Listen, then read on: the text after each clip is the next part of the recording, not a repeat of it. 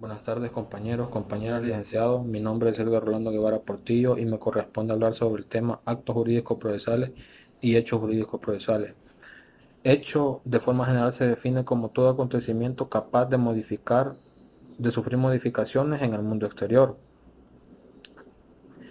cualquiera que sean las circunstancias o forma que lo rodeen.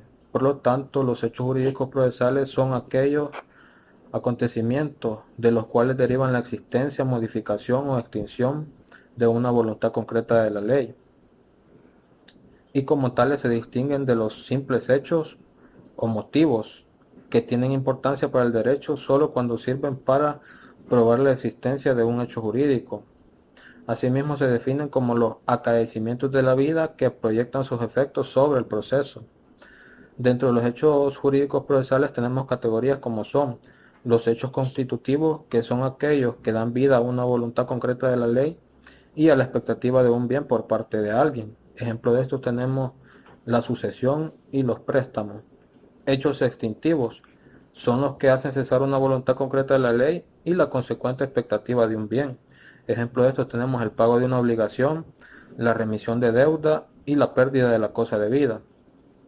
Los hechos impeditivos son aquellos que por su propia naturaleza niegan, es decir, la falta de una de las circunstancias que deben concurrir para con los hechos constitutivos, para que estos produzcan los efectos que les son propios y normales.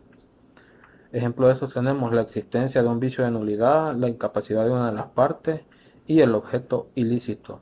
Los actos jurídicos procesales son aquellos emanados de las partes, de los agentes de la jurisdicción o aún de terceros ligados al proceso, susceptibles de crear, modificar o extinguir efectos procesales.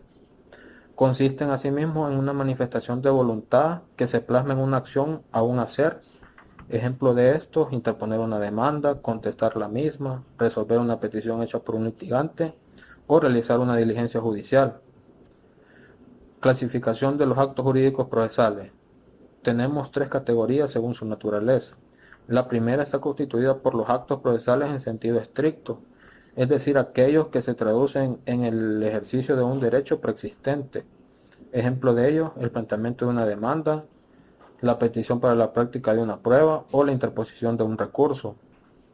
La segunda categoría está comprendido en aquellos actos que persiguen como finalidad específica la constitución de un derecho a través de una manifestación unilateral o de un acuerdo bilateral de voluntades tendientes a crear efectos jurídicos dentro del proceso y son conocidos como negocios jurídicos procesales. Ejemplo de estos tenemos el compromiso arbitral, la transacción y la prórroga expresa de competencia. En la tercera categoría de actos procesales está constituida por aquellos que persiguen la constitución de un derecho o de una situación dentro del proceso, pero que a diferencia de los negocios jurídicos procesales no se originan en una manifestación unilateral o bilateral de voluntades privadas, sino que nacen por ejercicio coincidente de las partes de actos dentro del proceso y son los llamados acuerdos procesales. Para su nacimiento es necesario que las partes actúen de acuerdo y que éste sea simultáneo o sucesivo, y de ese actuar coincidente resulta el acuerdo procesal. Ejemplo de estos acuerdos procesales: la renuncia de términos dentro del proceso, el nombramiento de peritos hecho por las partes y el desistimiento. Según el sujeto, se clasifican en actos del órgano jurisdiccional, a quienes les corresponde fundamentalmente el decidir el conflicto de intereses sometido a su conocimiento. Los actos de las partes, que persiguen fundamentalmente el obtener para ellos la satisfacción de sus pretensiones.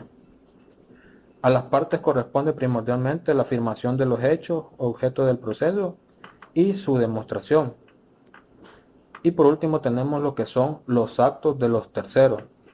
Debemos entender por terceros aquellas personas que, no siendo parte dentro del proceso, intervienen en él accidentalmente, realizando actos o actividades que influyen directa o indirectamente en el desarrollo del proceso mismo. De esta forma concluyo con mi participación, agradeciéndoles por su atención.